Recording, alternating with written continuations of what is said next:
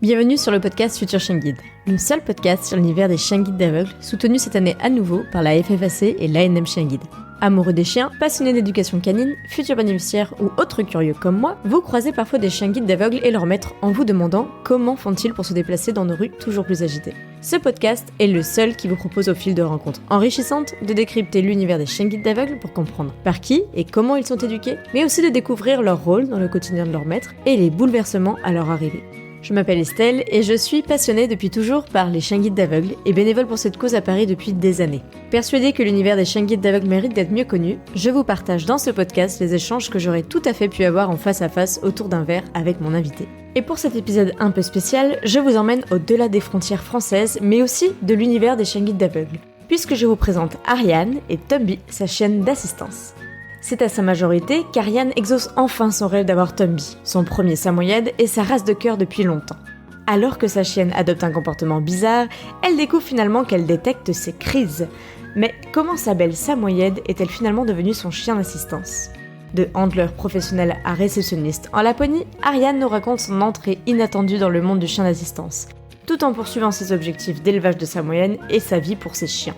J'ai d'ailleurs profité d'un séjour en Laponie pour vous partager cet échange, sans pour autant alourdir mes valises de mon imposant micro. Alors le son est différent, mais impossible de passer à côté de cette belle histoire pour autant. Et maintenant, place à l'épisode.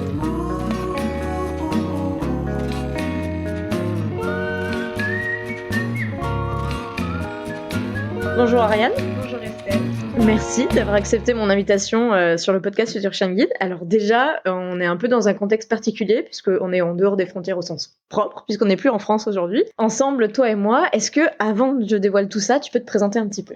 Alors, je m'appelle Ariane, j'ai 24 ans et avec mes 3 samoyèdes, on est parti au mois de novembre nous installer en Laponie. Voilà, donc moi j'en profite. Je suis en Laponie avec toi pendant quelques jours. J'en profite pour prendre quelques petites vacances et puis je me suis dit mais pourquoi pas enregistrer avec toi. Alors, avec la petite introduction, on va se dire bah oui mais bon, des samoyèdes, la Laponie, quel est le rapport avec les chiens guides d'aveugles ? Alors, on a l'habitude que je fasse en été des petits hors-série sur les chiens d'assistance et je me suis dit mais saviez-vous qu'Ariane est aussi maîtresse d'un chien d'assistance ? Puisque tu vas nous raconter un peu tout ça, comment tu en es venue à avoir ton premier chien qui est Tumby ? D'où elle vient ? Pourquoi elle ? Et c'était pas tout à fait relié, il me semble au début, à un chien d'assistance. Absolument. Alors Tumby, je l'ai eu en 2018. C'est une petite chienne qui a été importée de Russie, que j'ai achetée dans le but de faire de l'élevage en fonction de comment est-ce qu'elle évoluait et des concours parce que moi je suis handler professionnel, donc je sors énormément en concours canin et c'était surtout ce côté-là que je voulais développer. Donc j'ai importé ma petite chienne et tout de suite on a eu une relation assez fusionnelle. Ça faisait 18 ans que j'attendais d'avoir mon premier chien et je me suis rendu compte très rapidement qu'en fait elle réagissait à certaines de mes crises. Et du coup, ce que tu dis, c'est que, en fait, quand tu dis que tu es handler professionnel, alors c'est pas un terme qu'on utilise beaucoup sur le podcast, tu l'étais déjà ou tu le devenais avec Tumby ? Alors, j'ai commencé dans le monde du handling, donc pour expliquer très rapidement ce que c'est, parce que je pense que c'est quelque chose qui est pas forcément connu du grand public. Mon métier, c'est de gérer toute la préparation physique et mentale des chiens d'expo et de concours pour des particuliers et les emmener à leur place en concours, les présenter au jury sous leur meilleur jour, en essayant de cacher les défauts et mettre en avant les points positifs par rapport aux standards de chaque race que je vais présenter. Donc je faisais déjà ça avant d'avoir Tumby. Du coup, tu parles de handling, mais toi, tu faisais ça depuis longtemps ? C'est une passion que tu as eue ? Alors je suis rentrée par hasard dans le monde du chien d'expo et de concours. De beauté, hein, on parle. De beauté, exactement. J'ai jamais eu de chien donc, avant d'avoir Tumby parce que mes parents n'ont jamais voulu que j'ai de chien. Mm-hmm. Et via l'intermédiaire de ma meilleure amie qui est propriétaire de samoyèdes et également éleveuse de samoyèdes, je suis tombée un jour par hasard dans le monde des expositions de beauté pour chiens. Et ça a été une passion qui est née presque instantanément. Donc avec Tumby, quand je l'ai eu, je me suis dit que c'était l'occasion pour moi d'apprendre encore plus et de développer mon activité professionnelle là-dedans. Donc en fait, quand tu as eu Tumby, tu sortais pas forcément que des samoyèdes en concours ? Pas du tout de samoyèdes, à part les samoyèdes de ma meilleure amie, parce que c'était les seules samoyèdes que je côtoyais au quotidien, non, parce qu'elle habite à 400 km de là où j'habitais à l'époque, mais les seules samoyèdes dont je pouvais vraiment m'occuper. Donc, gros coup de cœur pour le samoyède. Depuis toujours, depuis 15 ans maintenant. Ouais. Et Tommy est arrivé de Russie. Tommy est arrivé de Russie. Alors, pas du tout pour l'assistance. Et alors moi je souffre de plusieurs pathologies différentes et j'ai commencé à me rendre compte qu'elle réagissait à mes crises convulsives non épileptiques en les sentant venir vraiment juste 2 minutes avant. Elle devenait complètement folle. Au début j'ai pas forcément fait le lien entre mes crises et les réactions de Tomby. Je pensais juste qu'il y avait quelque chose qui allait pas au niveau de son comportement. Plus les semaines sont passées, j'ai commencé à me dire qu'il y avait un problème avec elle. Je suis allée voir un éducateur canin. À ce moment-là, je vivais en Allemagne. Et c'est cet éducateur-là qui m'a dit, mais en fait, je pense que les réactions du chien sont liées à vos problèmes de santé. Si vous relevez à chaque fois quand est-ce que ça arrive, c'est vraiment juste avant les crises. Et donc, j'ai commencé à me dire, ça peut effectivement être ça. Et il m'a poussé à me renseigner sur la possibilité de la former parce que lui, il connaissait en fait tout ce qui était milieu du chien d'assistance. Moi, c'est un milieu que je connaissais pas du tout. C'est-à-dire qu'à part les chiens guides de Paris que je voyais quand je vivais à Paris, un chien d'assistance pour moi, c'était uniquement ça. Et j'ai contacté plusieurs associations en Allemagne qui m'ont clairement dit non. Parce que c'est pas du tout une race de chien qu'on a l'habitude de voir en formation. Parce que c'est un chien nordique, primitif, qui va pas forcément être facile. Et on a un taux d'échec qui est plutôt très élevé. Donc toutes les portes des associations en Allemagne m'ont été un peu claquées au nez. Et donc j'ai totalement laissé tomber cette idée de former ma chienne. Puis j'ai déménagé en Hollande pour aller vivre un peu loin de tout le monde sur une petite île parce que T'en avais besoin. J'en avais besoin. Avec mes problèmes de santé me rendaient la vie vraiment très difficile et le fait de vivre en ville, c'était plus possible.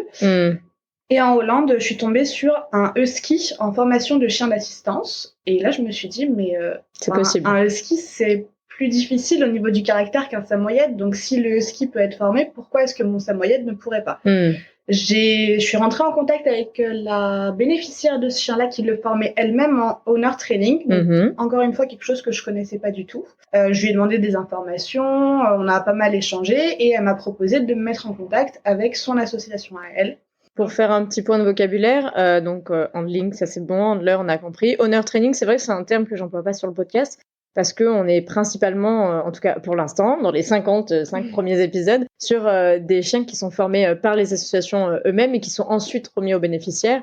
Et le owner training, ou la formation par le bénéficiaire, on pourrait l'expliquer comme ça, c'est justement le principe alors d'avoir son chien choisi ou non en lien avec l'association, parce qu'en France...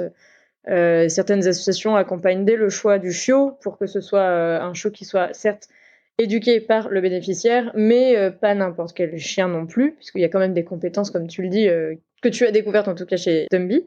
Et là, ce husky avait été formé par ses bénéficiaires, et toi, l'objectif, c'était de tirer parti des compétences que tu avais vues innées du coup chez Tomby et de te dire, voilà, est-ce qu'elle pourrait pas venir ma chienne d'assistance? C'est vraiment ça. Est-ce qu'on peut revenir un petit peu sur tes troupes? Parce que du coup, ils sont quand même catégorisés et donc c'est aussi ça qui te permet de bénéficier d'un chien d'assistance puisque on parle pas souvent de ça parce que pour les chiens guides d'aveugles sur lesquels on parle principalement sur le podcast, il y a une pathologie visuelle qui est associée et qui est en général certifiée par les ophtalmologues. Côté assistance, on a parlé déjà des chiens de soutien émotionnel avec les spectres autistiques, etc., des chiens d'épilepsie. Et là, dans ton cadre, tu as été aussi diagnostiqué.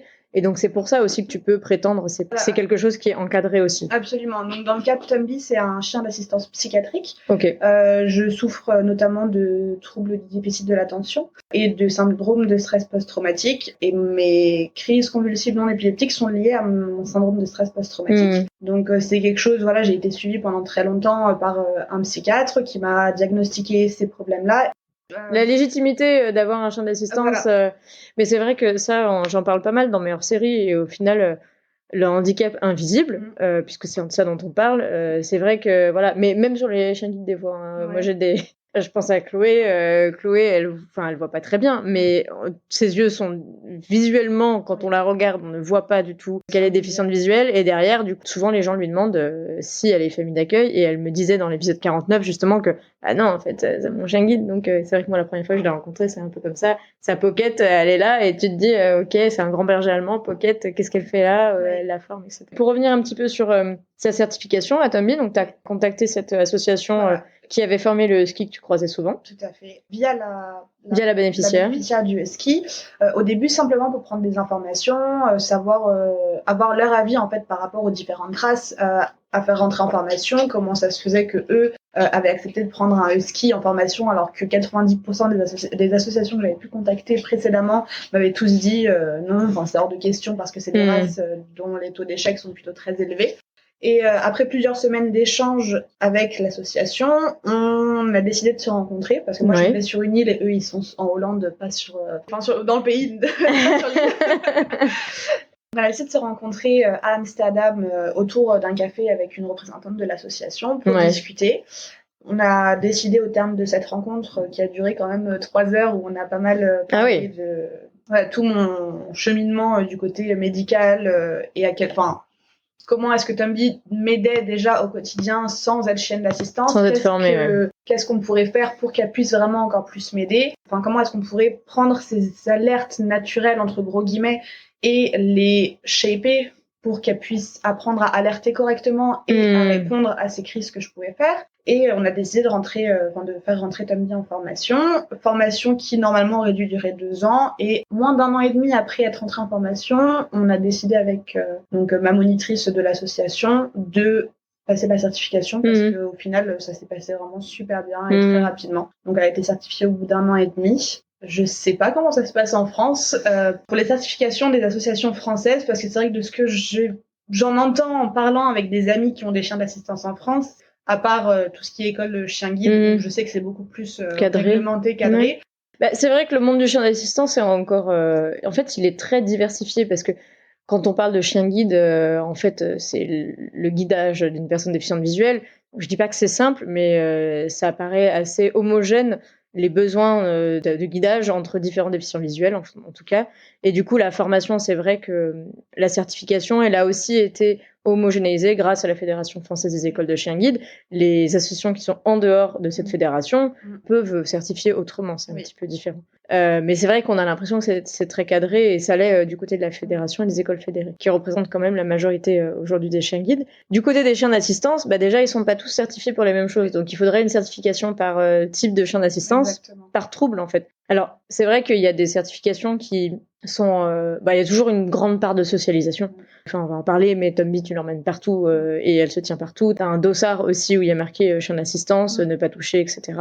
Parce que elle va partout avec toi, dans les magasins, dans les transports, tous ces lieux où les chiens normaux non assistance ne sont pas permis. Elle peut y accéder tout à fait. Après, c'est vrai que la catégorisation et la certification, elle dépend vraiment aussi des types de chiens d'assistance. Quand tu as un chien qui prédit les crises d'épilepsie ou le diabète, ça va pas être la même chose. On va pas leur demander la même chose. On va pas leur demander à ramasser un objet si leur job c'est de prédire toutes ces crises-là. Donc là, l'idée avec Tomby, c'est que vous avez cadré, vous lui avez vraiment appris une méthode LPOC, non ? Elle fait quoi ? LPOC, elle va venir me lâcher les mains. Si vraiment moi je réagis pas, parce que je fais également, je dissocie. En fait, quand elle te lèche et que tu réponds pas. Ouais. En fait, elle va commencer par me lécher les mains. Si je réagis pas, elle va commencer à me poquer. Et si je réagis pas, là, par contre, je lui ai appris à me prendre les mains et à me mordiller en fait les mains pour vraiment essayer de me faire réagir. Elle va aussi me pousser à justement m'asseoir ou me coucher, me mettre en sécurité. Elle fait également de l'alerte au cortisol, pour prévenir tout ce qui va être crise de panique, etc. Donc pareil, elle te poque. Donc oui, pareil. Elle va poker. Elle fait également du guidage léger, parce que à l'heure actuelle, j'en ai plus forcément besoin. Mais c'est vrai que comme je vivais à Paris, j'étais très facilement surstimulée par la lumière, le bruit, les odeurs. Donc je pouvais vraiment me sentir un peu agressée par par l'ambiance. Et perdre un peu mes repères. Donc par moment, en fait, le fait qu'elle puisse faire du guidage léger, ça me permettait de pouvoir me reposer sur elle et savoir qu'elle allait pouvoir m'emmener dans un endroit en sécurité, qu'on puisse se poser, se calmer, reprendre un peu des émotions. Et puis voilà, principalement ce qu'elle fait elle au quotidien. Va aussi me rappeler mes prises de médicaments. Ouais. Parce que, en fait, j'ai renforcé mon horaire de prise de médicaments avec ses horaires de repas à elle. Donc, elle m'alerte pour mes médicaments parce qu'elle sait que derrière, il y a la gamelle qui va arriver. Et ça me permet, moi, de pas oublier, en fait, de prendre mes médicaments parce qu'avec mes troubles du déficit de l'attention, c'est quelque chose que, mes traitements, Ça m'arrive très souvent de les oublier. Alors qu'avec Tommy qui demande la gamelle, les traitements pour la gamelle, ça marche. Oui. Et du coup, tout ça, donc finalement, elle n'a pas été certifiée en France parce qu'il n'y en avait pas forcément besoin. La certification que tu avais eue aux Pays-Bas suffisait. Entre-temps, tu es rentrée en France, tu es repartie en Italie, tu as fait quand même pas mal de choses avant d'arriver en Laponie. Mais il y a aussi tout un côté que tu as développé qui fait grandement partie de ta vie, c'est le côté élevage. Absolument. Tomby a fait une première portée avec Tinky, qu'on connaît, qu'on voit de temps en temps sur mon Instagram. Tu as eu aussi une deuxième portée avec Totoro. Tout ça, pareil, tu l'as développé un peu à côté. Ton objectif, c'est de faire un peu des chiens de concours ou c'est de faire des chiens de famille?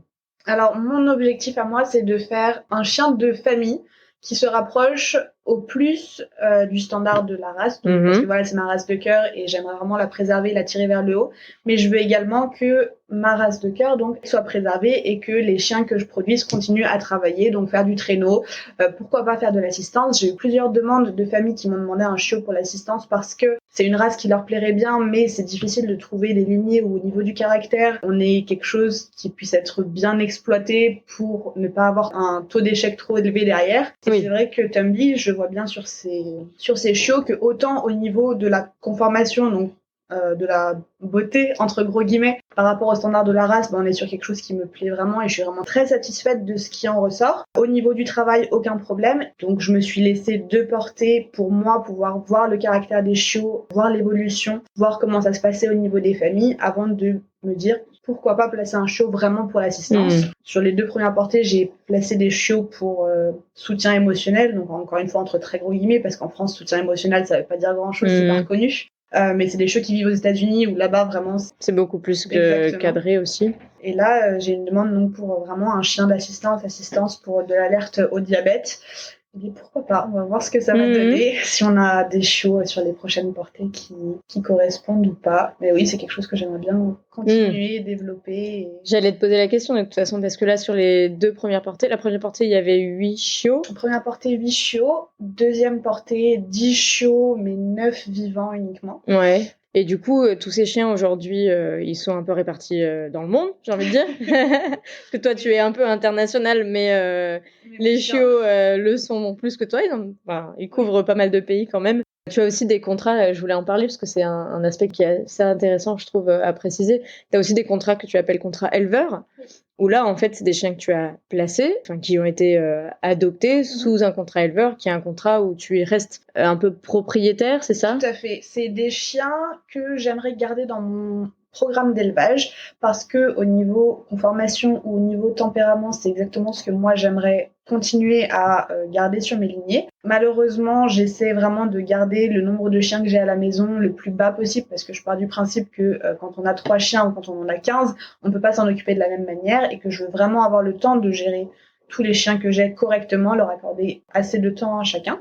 Donc ces chiots-là que je place en contrat d'élevage, c'est des chiots dont je reste propriétaire, qui continuent à faire partie de mon programme d'élevage, donc qui vont reproduire chez moi à la maison.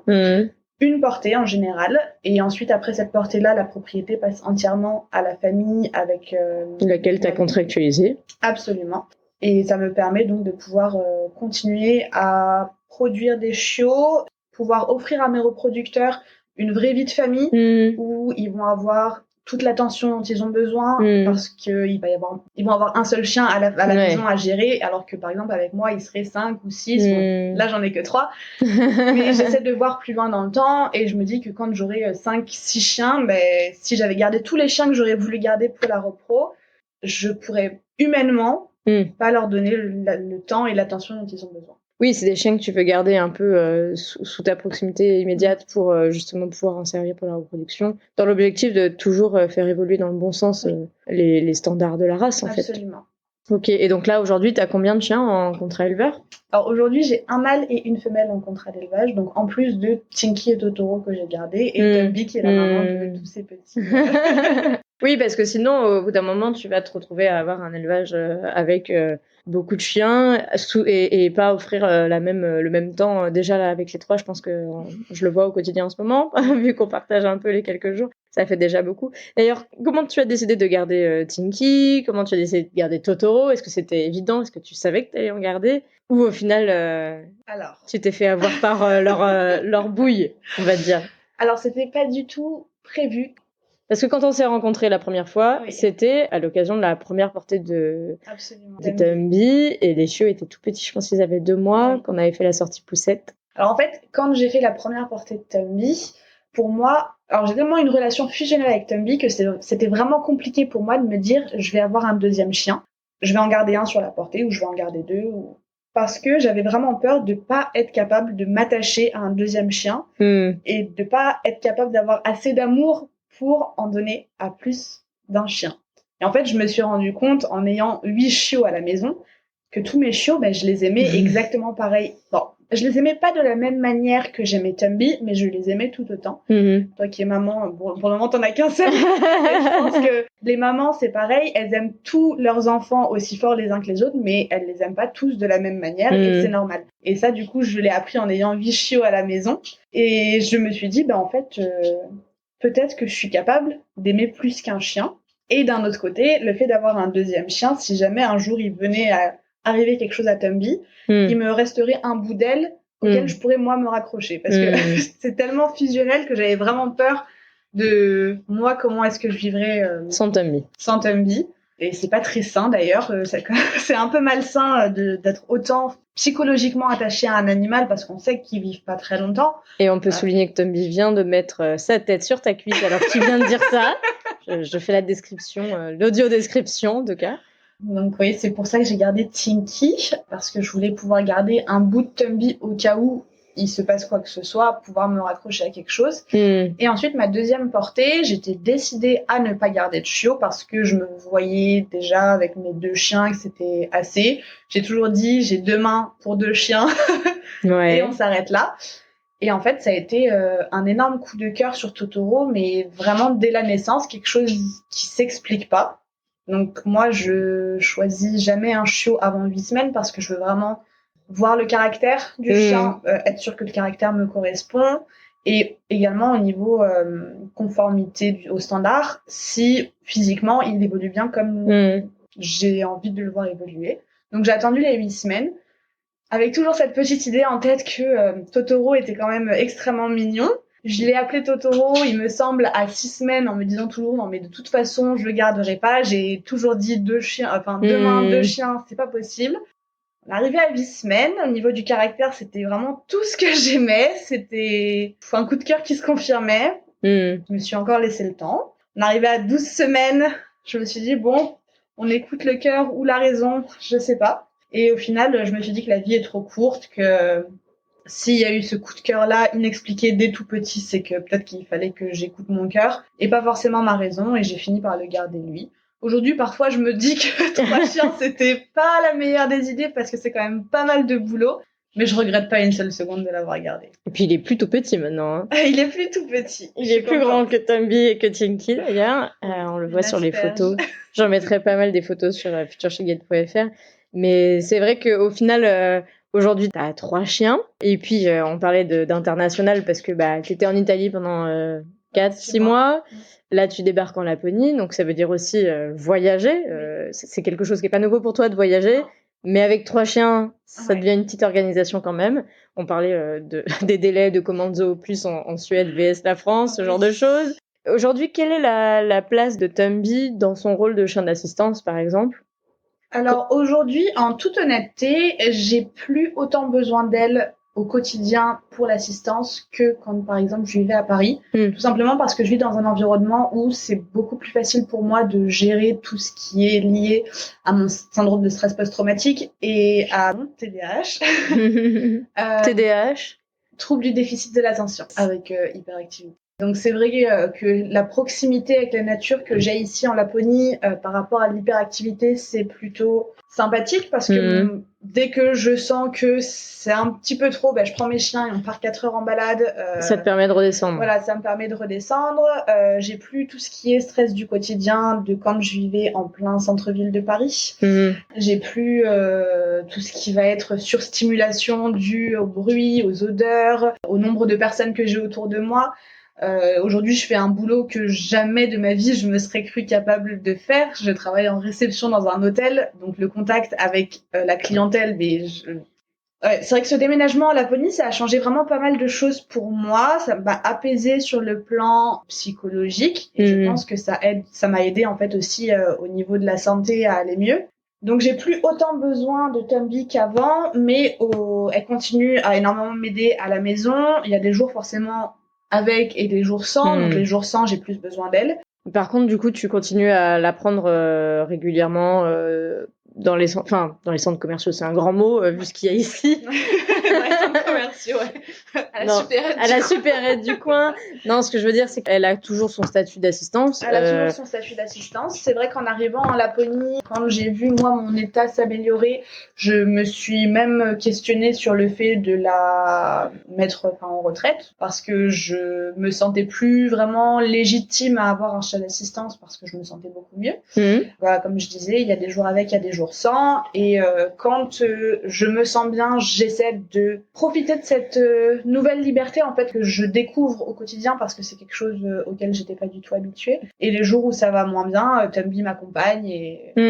Bah, elle est là aussi pour ça et ça me rappelle, on avait discuté cet été avec Thibaut qui a Olaf, alors un ancien élève chien guide qui est devenu chien d'épilepsie, chien d'assistance, donc qui détecte ses crises et qui me disait Thibaut dans l'épisode 47 que depuis l'arrivée d'Olaf, bah en fait il faisait beaucoup moins de crises d'épilepsie. Au final, bah aujourd'hui, alors il s'entraîne toujours pour que s'il y en a une qui arrive un jour, il puisse être au taquet.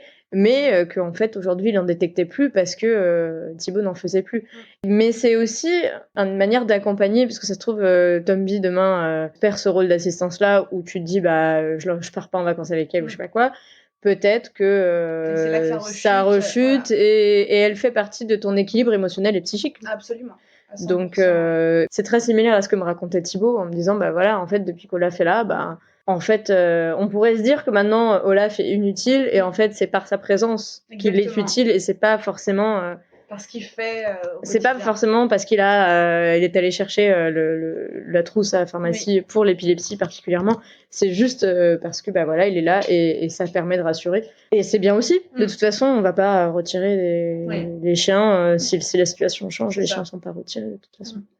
T'as quand même débarqué avec 3 chiens en Laponie ? J'ai débarqué avec 3 chiens en Laponie. J'ai commencé à voyager vraiment. Alors j'ai toujours voyagé avec ma famille parce que on faisait toujours de très grands road trips. Mais une fois que je suis partie de chez mes parents à 18 ans et que j'ai du coup adopté Tumby, c'est la première chose que j'ai fait quand mes parents, quand je suis partie de chez eux.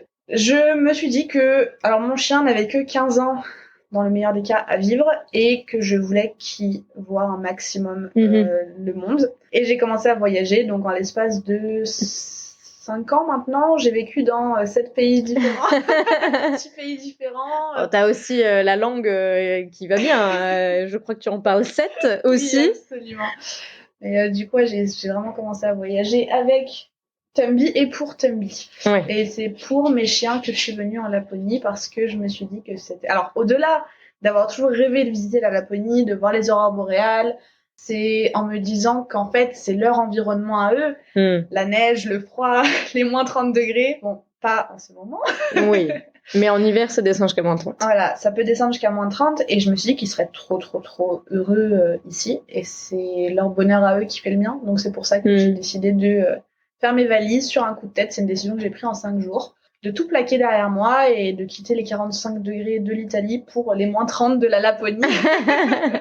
choc de température. Voilà. Bon, après, t'es pas passé de 45 à moins 30 du jour au lendemain. T'as fait un petit stop en France quand on s'était croisés. Et puis, il faisait pas moins 30, je crois, à ton arrivée. Pas encore, en tout cas. Non, il faisait encore assez bon. Il faisait moins 5. Mais c'est vrai que mon corps s'était habitué aux 45 degrés de l'Italie. Donc, les moins 5 de quand je suis arrivée, en fait, j'avais extrêmement froid.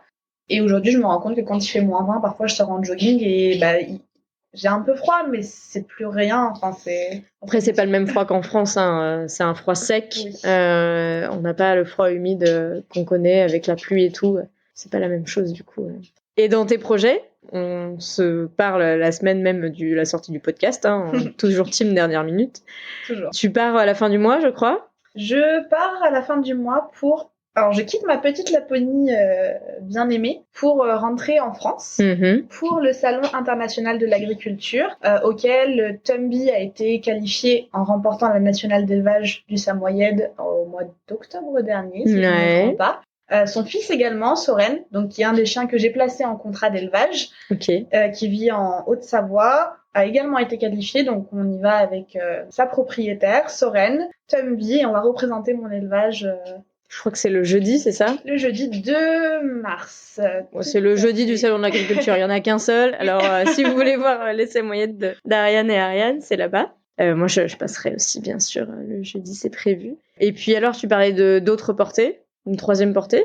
Absolument, j'ai une troisième portée de prévue. Toujours du côté de Tumby. Alors, j'ai une portée de prévue pour Tumby, une prévue pour Tinky. Maintenant, ça va être en fonction de où est-ce qu'on est quand les chaleurs arrivent et de qui aura ces chaleurs en premier. Donc, je pense que ce sera juste une portée cette année et l'autre fera l'année suivante. Je ne saurais pas exactement me prononcer là-dessus. J'aime prendre un peu des initiatives un peu à la dernière minute, donc on va voir comment est-ce que ça va se goupiller. Mais une troisième portée de prévue pour ce printemps. Si tout se passe bien et que... Toujours en Laponie ? Alors... T'as le droit au joker. Hein. Alors, je vais pas me prononcer là-dessus, mais il est possible que je reste plus longtemps que... Une saison.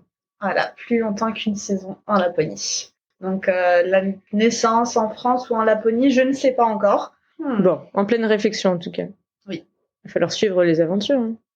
Parmi tous ces projets, parmi toute cette aventure, donc tu as fait un bout de chemin et tu fais encore un bout de chemin du côté des chiens d'assistance. Est-ce qu'il y a quelque chose que tu as découvert ou que tu as appris en plongeant en fait dans le monde du chien d'assistance avec Tumby, alors que tu n'avais pas forcément prévu d'y aller Quelque chose que j'ai découvert avec Tumby en rentrant dans le monde du chien d'assistance et auquel je m'attendais pas du tout, c'est que ça a été beaucoup plus difficile psychologiquement pour moi en fait d'avoir un chien d'assistance que je pensais, parce que ça rendait mon handicap invisible visible.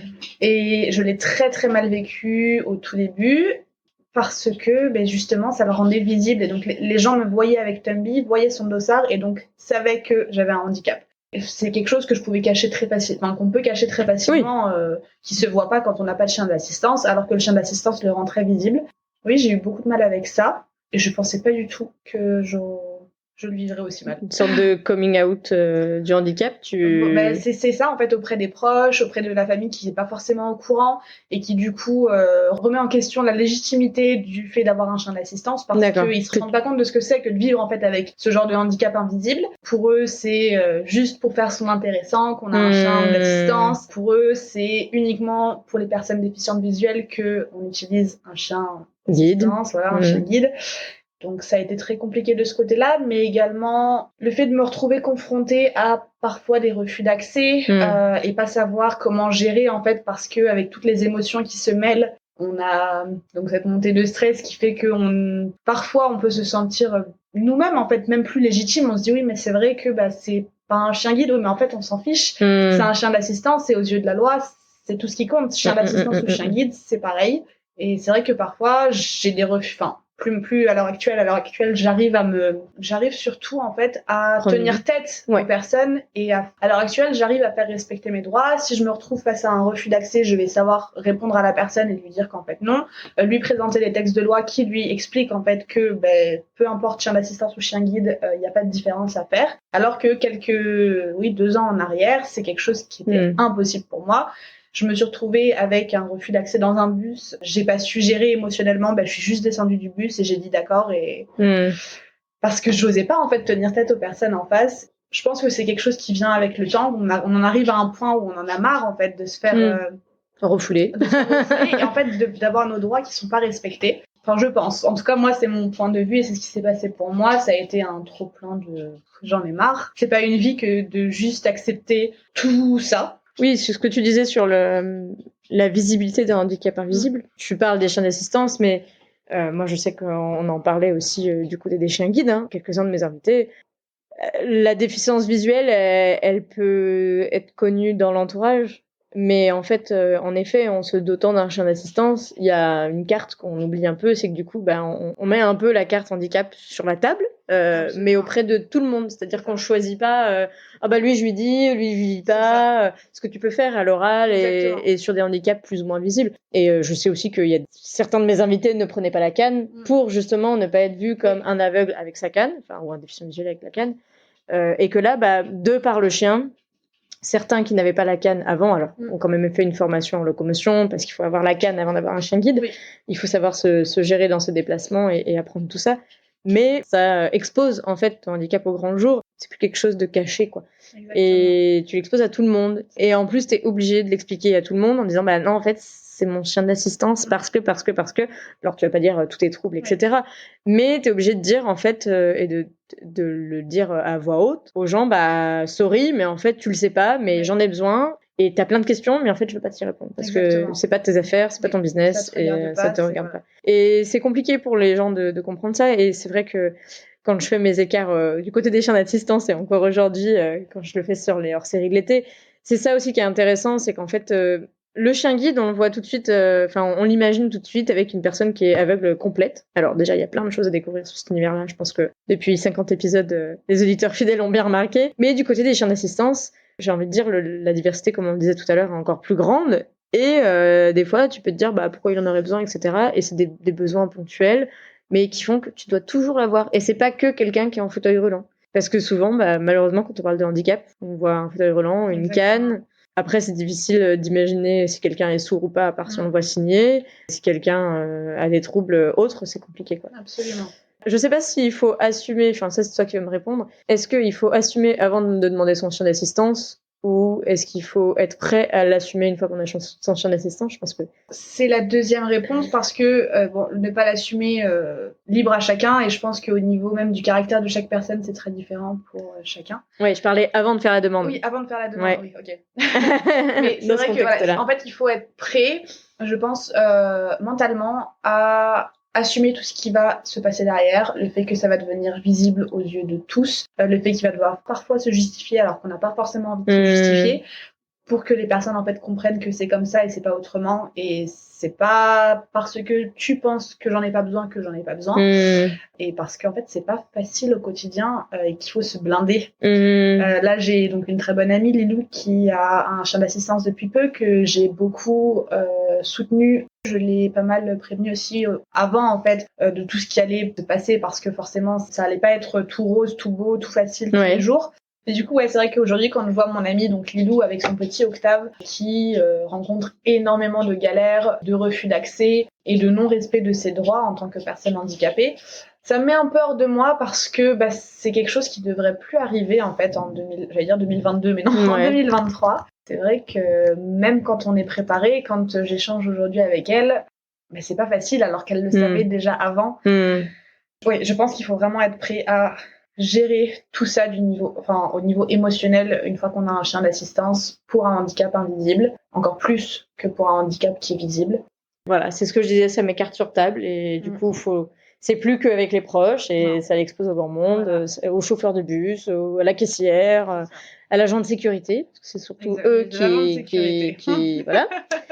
C'est surtout eux qui nous embêtent, qui ne connaissent pas la loi, mais bon, ils vont apprendre et moi je me dis que tant qu'ils comprennent quand je leur explique, c'est le plus important. Exactement. S'ils connaissent pas la loi, c'est pas grave. Tant qu'ils la comprennent, ils auront appris quelque chose. Est-ce qu'il y a un moment où tu as été bluffé par Tomby et qui reste un souvenir assez marquant pour toi? Quand j'ai compris ce changement de comportement avant mes crises convulsives, je me suis dit que c'était absolument incroyable. En fait, je voulais pas y croire. Je me disais non mais c'est pas possible. Pourquoi est-ce que elle les sentirait arriver avant moi? Et en fait, après, j'ai compris que c'était par rapport au niveau de cortisol qui... c'est l'odorat qui joue. Exactement, c'est l'odorat qui joue. Et là, c'est vrai qu'une fois que j'ai compris qu'en fait, c'était pas des bêtises, que cet éducateur-là me disait c'est possible que ce soit lié aux crises, je me dis, mais en fait, je savais déjà qu'un chien, c'était incroyable, mais alors là, j'étais... en fait, c'est vraiment incroyable, un chien, c'est... En fait, je sais même pas quoi dire, tellement ça m'a...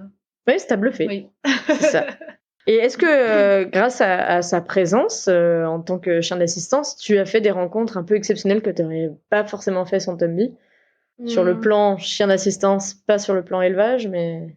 Sur le plan chien d'assistance, il y en a énormément, notamment des personnes des personnes que j'ai connues sur les réseaux sociaux, donc sur Instagram, avec qui on a beaucoup échangé. avec qui on a monté une association de chiens d'assistance pour adultes autistes. Qui s'appelle Oticea, on peut la citer. Exactement. L'année dernière, j'étais vice-présidente de l'association. Aujourd'hui, j'ai plus le temps, donc je suis plus du coup à la direction de l'association. Mais voilà, ces personnes-là qui sont aujourd'hui des personnes avec qui, malgré le fait qu'on se voit pas forcément au quotidien. Du coup, moi aussi, je suis membre d'Oticea. Je mettrai les liens sur futureshienguide.fr. Mais c'est vrai que oui, donc cette association que vous avez créée, c'est une association pour remettre des chiens à des adultes autistes. Exactement. Donc en owner training et en éducation par les... Il y a les deux voies qui sont possibles. Bon, l'association est toute jeune, donc il y a le premier show qui est rentré en éducation. Là, on est au tout début. Oui. Mais du coup, toi, tu fais plus partie du board, du bureau. Non, je fais plus partie du bureau parce que j'ai plus le temps et que j'ai mes projets personnels qui me prennent beaucoup de temps et d'énergie. Déjà, plus le fait d'avoir 3 chiens à gérer au quotidien. Mais c'est vrai que c'est un projet que je soutiens vraiment de tout cœur. Je leur souhaite tout le meilleur. C'est des personnes au bureau de l'association qui sont vraiment formidables et qui essaient vraiment de tout faire au mieux au niveau de la loi, de la reconnaissance de l'association. Je leur souhaite tout le meilleur. Et c'est vrai que oui, on a décidé l'association a décidé de proposer les 2 programmes en owner training et en remise de chiens adultes certifiés. Moi, mon point de vue sur l'owner training, c'est vrai que malgré le fait que j'ai formé moi-même ma chienne en owner training, c'est pas forcément quelque chose que je recommande parce que le taux d'échec est quand même beaucoup plus élevé que sur un chien qui va être en formation avec l'association et Est-ce que c'est pas aussi parce que quand tu es en owner training, tu as qu'un chien sous la main, parce que c'est le tien en fait, et que c'est pas forcément le plus adapté, pas en termes de race, mais en termes de caractère, alors que l'association, elle, on en parle souvent du côté des chiens guides, du côté des chiens d'assistance, c'est pareil,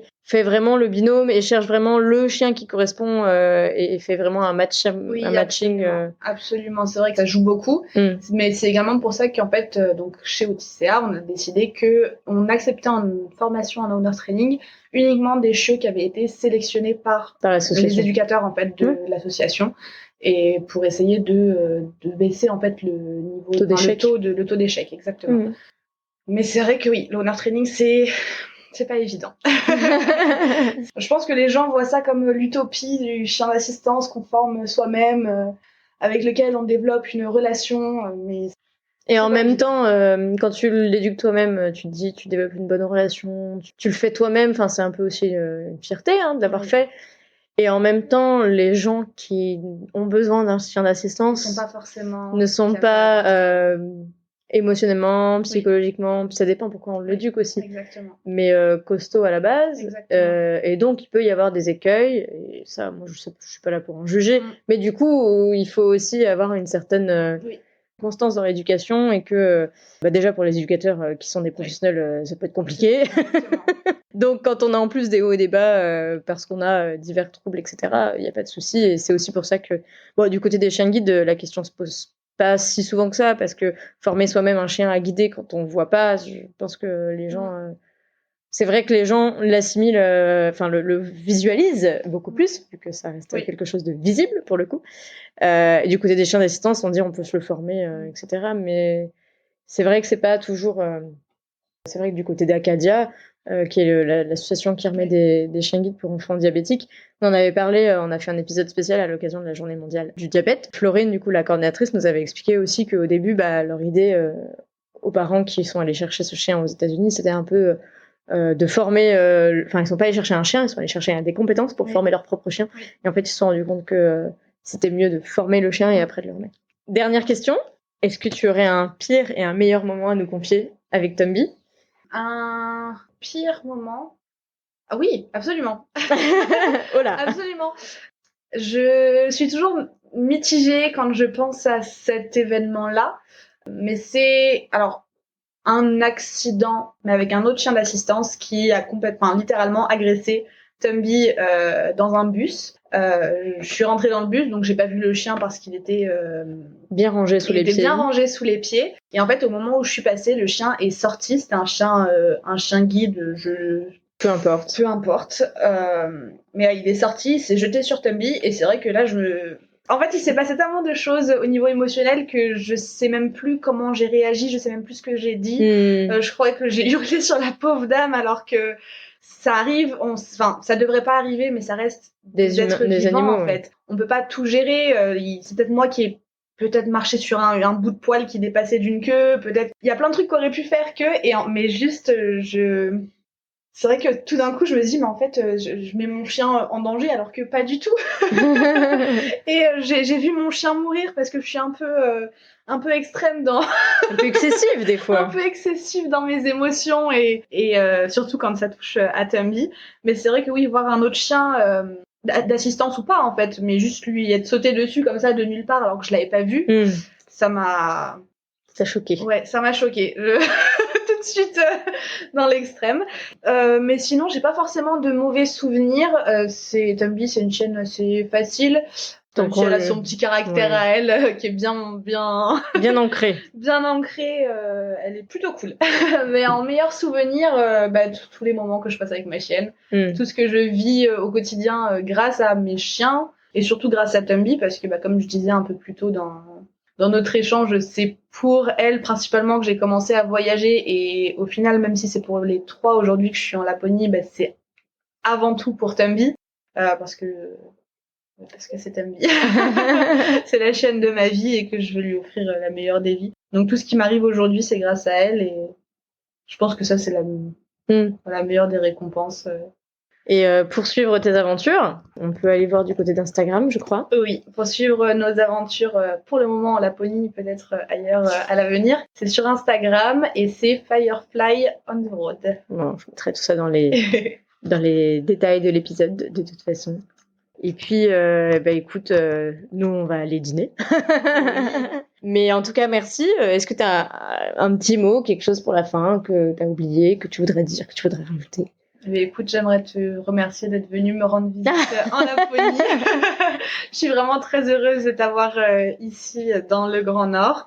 Écoute, avec la petite famille, avec le baby boy, et puis avec mon chéri. Non, c'est un plaisir en tout cas. Et puis on fait de belles balades, hein, Tumby? Oh oui, on va y aller. Et écoute, merci beaucoup. Je te dis à bientôt. Oui, merci à toi. À bientôt, Estelle. Et voilà, c'est la fin de cet épisode spécial. Merci à vous de l'avoir écouté, en espérant qu'il vous aura plu. Merci à Ariane d'avoir accepté mon invitation et de s'être livrée tout en nous accueillant dans sa Laponie suédoise. Pour compléter votre écoute, vous pouvez retrouver des photos d'Ariane avec Tumby, Tinky et Totoro en Laponie sur futureshangit.fr et très bientôt la transcription intégrale de cet épisode. Et n'oubliez pas de vous inscrire à ma newsletter mensuelle pour ne rien manquer. Vous retrouverez le lien dans la description de l'épisode.